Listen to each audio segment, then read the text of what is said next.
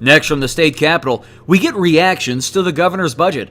We first talk with brand new Senator Jim Oberweis, and then we talk with Joe McCoy of the Illinois Municipal League, who discusses the proposed budget's potential impact on funding for local governments. This runs about 20 minutes. Senator Jim Oberweis, thanks for joining us on the Illinois Channel, and congratulations on your recent victory. My pleasure. Thank you. Glad to be here. You had run for various offices in the past, governor, for the Congress. You've been very successful in private business. Why have you wanted to be in public office over these various attempts? Well, I suppose my ego says that maybe I can make a difference. Maybe I can help. Our country certainly needs help. I'm very interested in tax policy and economics and trying to do the right things to help grow our economy. To be honest with you, I was never sure I wanted to serve in Springfield. Some people asked me to do this, and I decided to give it a try. So far, it's actually been more interesting and more fun than I thought it might be. But I really and truly was doing it because I have 14 grandchildren who live here in Illinois, and I'm very concerned about the future of this state. I mean, you take a state that now has the lowest bond credit rating of any of the 50 states. We have the largest unfunded pension liability of any of the states, and it's one of the most business unfriendly states in the entire nation. To me, that's not Illinois. I think of Illinois as a great land of Lincoln, a great land of opportunity with great natural resources, with three of the very best universities in the entire country right here in Illinois, a huge popular city, diverse manufacturing interests, great agriculture. I mean, this state should have it all, and we're killing it. We're ruining it. Yeah, I would remind people that Illinois is the 18th largest economy in the world. There you go. I wasn't aware of that. Thank you. Yeah, interestingly, if we were a country, we would be part of the G20. So,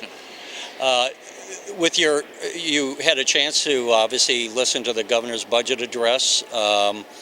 He spoke, of course, about the big issue that's overhanging everything right now, the pension, the need for reform. Right. What are your thoughts on some of the proposals that have been put out there?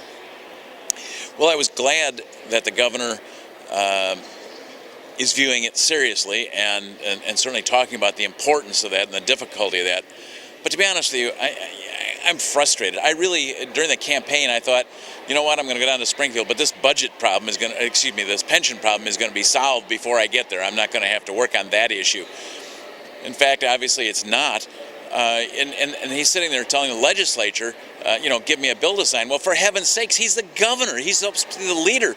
And he's got a Democratic leadership in the House. He's got Democratic leadership in the Senate. He should be sitting down with his two leaders and saying, let's get this done. Let's get this bill signed and quit messing around. Every day that we delay, the problem gets worse and worse. And yes, I'm frustrated and a bit angry that it hasn't been fixed. When you had your businesses, are you still engaged in the businesses? I'm still chairman of Oberweis Dairy, and I'm still a major stockholder in the business that I started, the Oberweis Asset Management and our Oberweis Mutual Fund family. Fortunately, I have two very capable sons who are running those two businesses. So just underscore for people that the Oberweis Mutual Fund, you've been involved in the financials, you know thoroughly the financial aspects of things. When you look at how the pensions of Illinois have been structured, putting your financial hat on, what do you think? What kind of a diagnosis would you give to the way that these pensions have been structured over the years? Well, if we were a company and we had that kind of a pension unfunded liability, the U.S. government would be in here to close us down. We would be bankrupt. And in fact, in many ways, the state of Illinois is bankrupt. But we can deal with it. Unfortunately, a state can't declare bankruptcy and walk away from its obligations. We have to deal with it. And of course, the fear is that if we do some of the right things, that the court will end up striking it down. So I think we have to do some things that we're sure will be constitutionally protected, such as ending our defined benefit retirement system and going to a defined contribution system, like all the rest of the industry across this country is doing. I think that could be done soon. The Illinois Policy Institute has put forth a program or a plan which would go a very long way at solving our problems, and it could be done, I think, on a constitutionally safe basis. I won't keep you much longer on there's the proposal, the Neckritz, Tom Cross, and Dan Biss bill that's kind of a bifurcated, a little bit of defined contribution, a little bit of defined benefit. I don't know if you had a chance to study that, and if so, what you thought of it. I'm not sure it goes far enough, but look, we've got to do something. If that's the best that we can do, I'm all for it. In fact, to be honest with you, I'm thinking about signing on as a sponsor of that bill, because we have to address it. The longer we delay, the estimates are it's costing us something like $17 million a day every day that we postpone making a decision. So that would be maybe not a perfect solution. Maybe we're not going to get a perfect solution, but at least it would be a good step in the right direction. And I'm all for getting going. All right, well, Senator Jim Oberweis, hopefully we'll talk to you again soon, but we appreciate you taking the time. Thank you. My pleasure. Thanks much. Joe McCoy, Legislative Director for the Illinois Municipal League. We just had the governor give the budget address for fiscal year 2014. What, from the perspective of the Illinois Municipal League, is the reaction to the address? Well, our biggest concern is not only for the financial condition of the state, but we're also very concerned about the ramifications of the governor's budget or any budget approved by the General Assembly with respect to local government revenues, like our state shared income tax revenue. We knew going into the budget address that the governor was going to be asking the General Assembly to review what are referred to as transfers out, which are annual amounts to different groups and for different purposes, and local government distributive fund money, which is state shared income tax revenue, are included in those transfers out.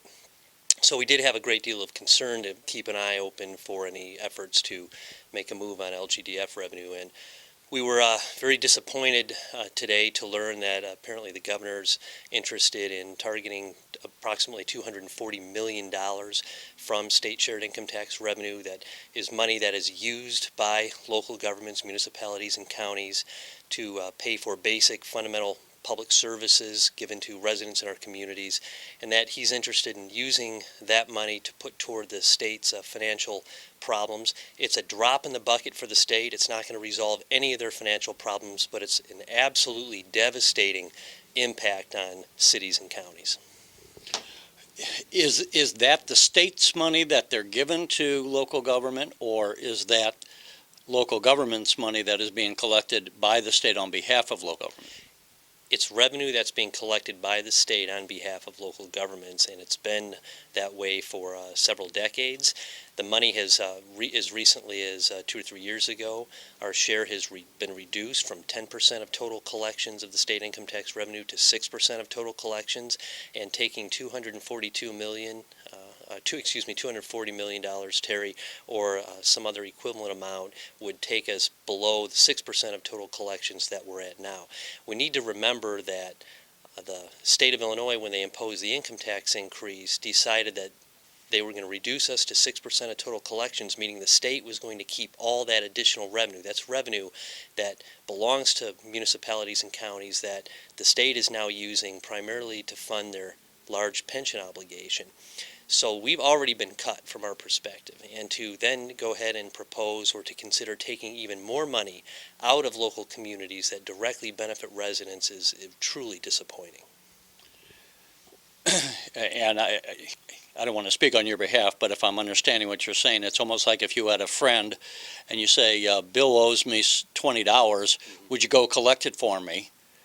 And then when he comes back to give you the money, he only gives you $15 or something along those lines. In other words, it's actually the municipality's money, you're saying, that just the state is acting as a collector to make the collections more more efficient. Is that correct?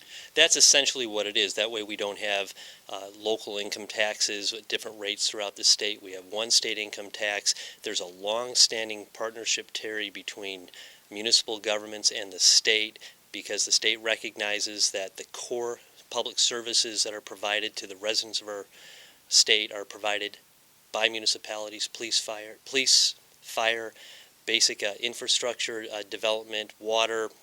Those are essential services that are provided to the public. They're done by the local governments of this state, and so the partnership is about making sure that local governments have enough money to provide those services. While we have you then on some other issues, you're doing a host of legislative issues. Obviously the pension's a big issue, and I know you're quite involved in pension funding issues.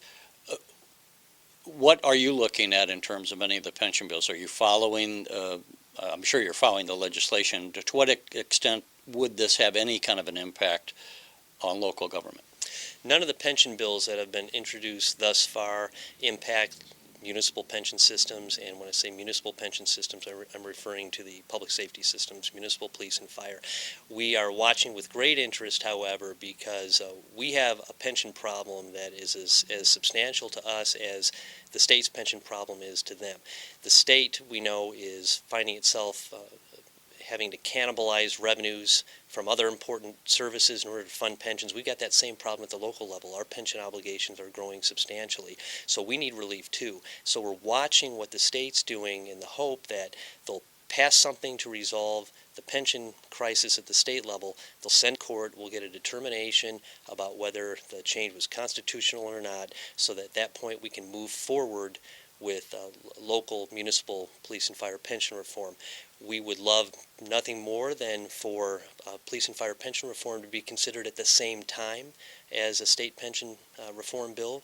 We have been told on countless occasions that that is probably not going to be the case, but I think it's in everybody's interest to resolve the constitutional question, and that won't happen until the state passes a pension reform bill that's signed by the governor and sent up through the court system. On any other particular issues, obviously concealed carry is one of the issues that's floating, one of the bigger issues this year. Again, is that of concern to your members at the local level? Conceal and carry isn't an issue that the Municipal League typically gets involved in. As you can imagine, we're very much like the state. It's a big state, a diverse state, and we have members that are on both sides of Second Amendment related issues, and so we, for the most part, stay out of it.